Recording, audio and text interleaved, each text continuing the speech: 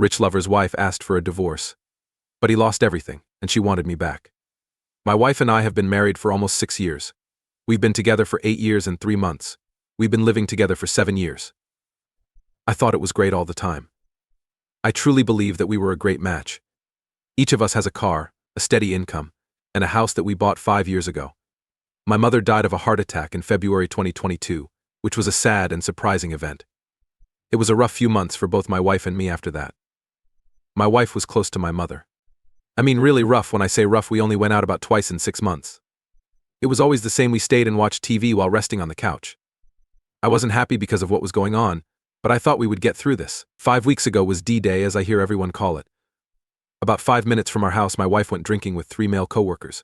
I said, okay, cool, but I'm going to bed soon. In the middle of the night at 1:30, she came home with the 3 guys. I know all of them, and she told me she was going out with them in the city. I didn't like it, but she kept doing it. Things close at 4, but she got home at 5:30, even though it takes 15 minutes to ride. At that point, I started to doubt her, even though I had never done that before this night. 4 weeks ago, she left all day on Sunday and said she was going to a fun fair with her mom. I didn't believe it, but what can you do? She even left while I was in the shower without saying goodbye. After work that day, she came home and started crying when she got here. My first answer was, honey, come hear what took place? What happened? What's making you so mad? That was the first thing she said. I want a divorce after that. We talked about it for a while, and we were both very upset.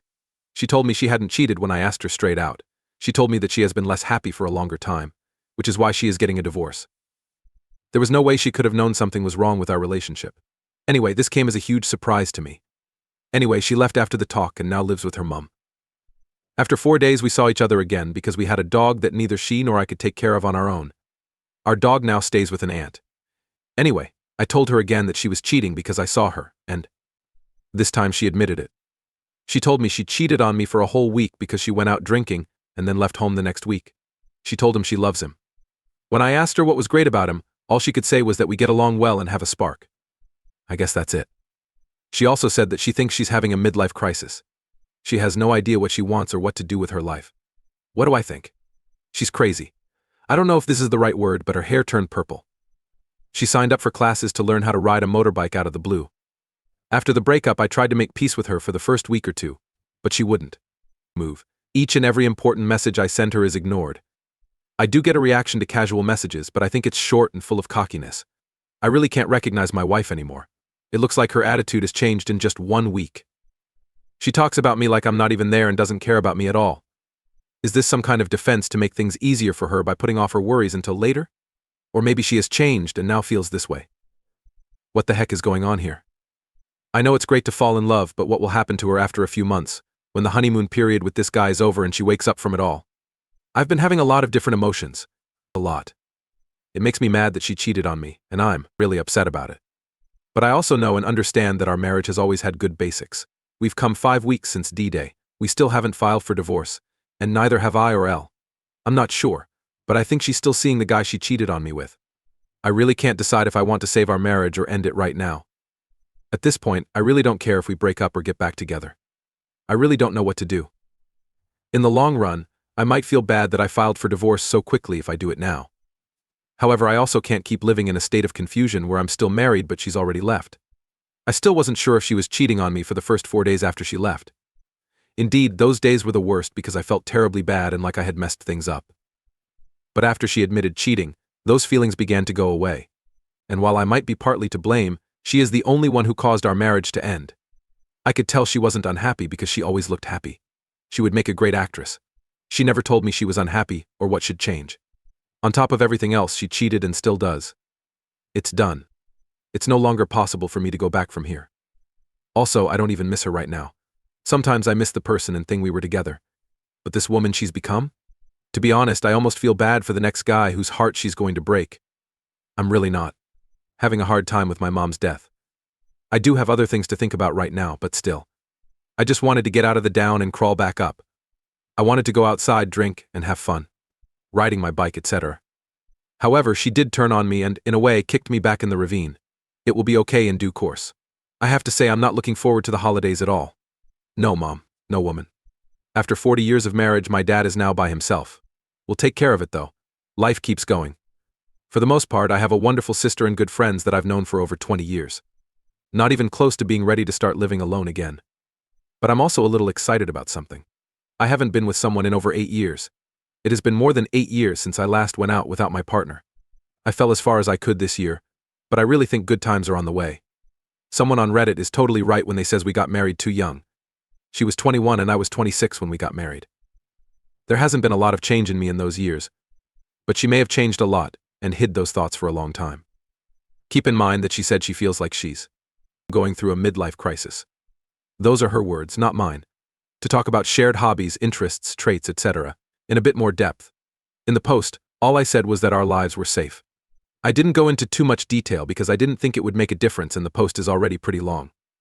Okay, now let's talk about hobbies and interests. We both like to play video games, but we never play together.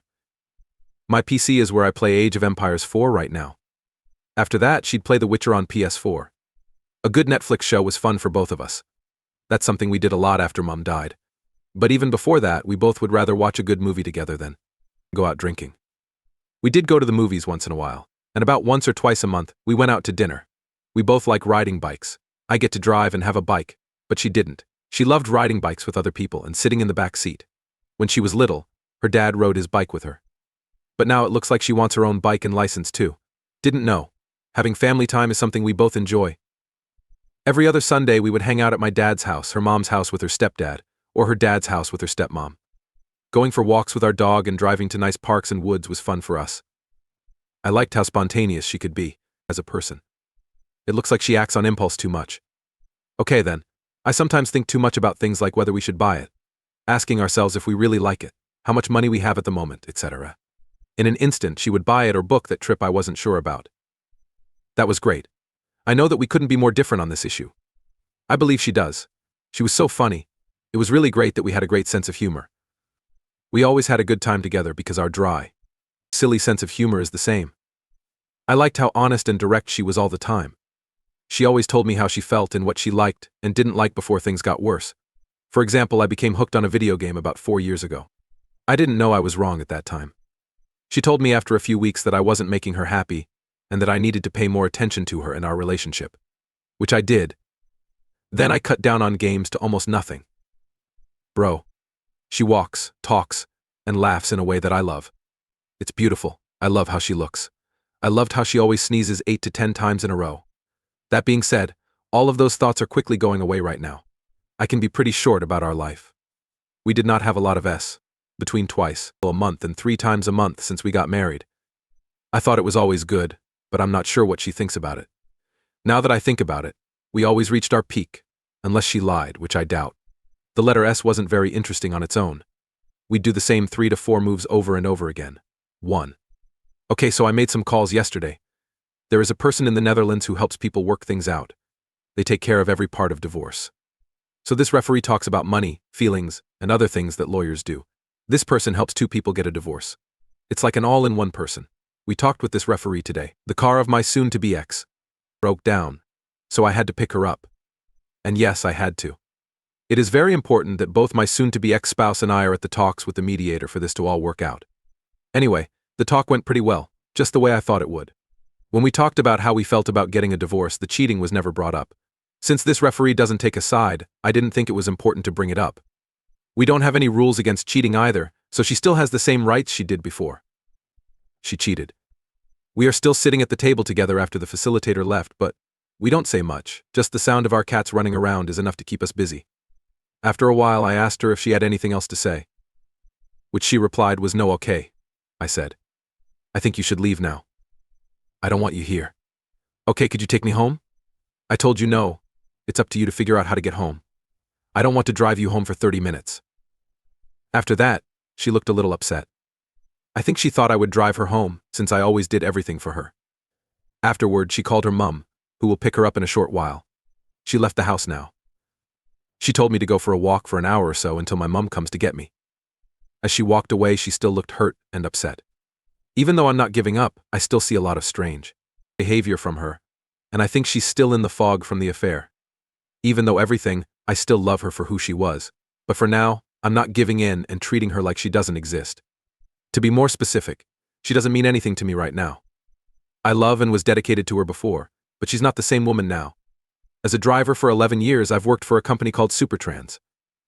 I quit that job 4 months ago and started working for a different transportation business. It's been about 1.5 years since I got my WWA job at this metro. I used to be a driver, and she works at that building. I also know her AP because he works at Supertrans in the building. I know everyone who works at Supertrans's office because I've been there for 11 years. I was good friends with some of the dispatch guys and everyone liked me. The people she works with now know that we are getting a divorce. But Elle thinks that no one knows that she had an affair with AP, who works in their warehouse. The man who works at the desk next to her is my WWW direct coworker. He is 32 years old and gay. He was also at the night out when my wife cheated on me. He'll be called Thomas. He did leave early, though. He liked me a lot and was one of my favorite people at work. My WW is on leave right now and will return to work on Monday. Thomas really likes me and wants the best for me. Now I'm really considering sending Thomas a message to tell him what happened and everything. And of course telling him about the affair. I just want to let him know that my wife has no morals and can't be trusted. Thomas works with her every day, so I want him to know what kind of person my WW is.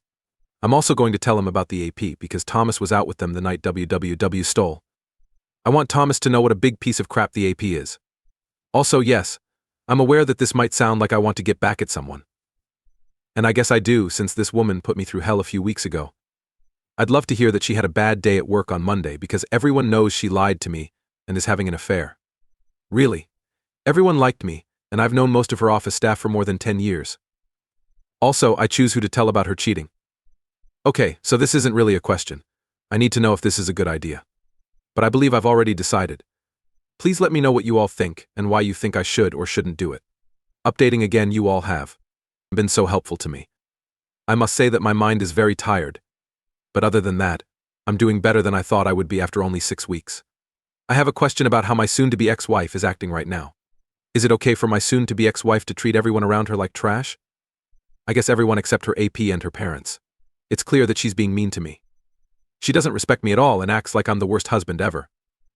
This woman says she's been sad for years, which I think is a load of BS.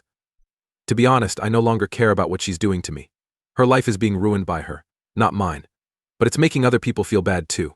She didn't even say thank you when my dad sent her the nicest message he had ever written in his whole life. Once a month, after my mom died in February, my wife would take my dad to a nearby amusement park. They both had memberships, so they could go quite often. My dad loved her a lot, and I can see how old he is getting by the hour. That hurts me a lot. My soon-to-be ex-wife doesn't even say thank you. Not at all. He was left to read. She was also. They said they would stay close friends with my younger sister, but they haven't talked in a few weeks. In other news, my wife was meant to spend the day with her best friend today, who is also a friend of ours. But she is ignoring her now. Her best friend asked her several times yesterday if today was still going to happen, but her wife didn't answer. Not even close to reading her messages. She didn't answer the phone either. The plan was for them to meet today, the same thing. She doesn't answer the phone. Her friend sent her one more message to see if she was still going to come. No answer. Even though her WhatsApp status says she was online after sending the messages, she didn't read them. Of course, her best friend has been crying all day. She took the day off to hang out with my wife and go shopping. And now this? In what way would this be normal for someone in a fair fog? Or could this be something else? I'm over my wife. It doesn't matter what she does. But this is so very sad for her best friend. Why does my wife treat her this way? She's been crying on her couch all day. I think of another question as I type this, but I think I already know the answer. My soon-to-be ex-wife tells everyone that we broke up because we became less close, and she hasn't been happy in years. I guess this is normal for someone who cheats? That they're not telling the truth about what happened and how they fell in love with someone else. I almost forgot to say something very important. We both had the same best friend, and she lived with us for 6 months, from November 2021 to April 2022. There was nowhere for her to stay after she broke up with her bad boyfriend. We let her stay with us because we have an extra room.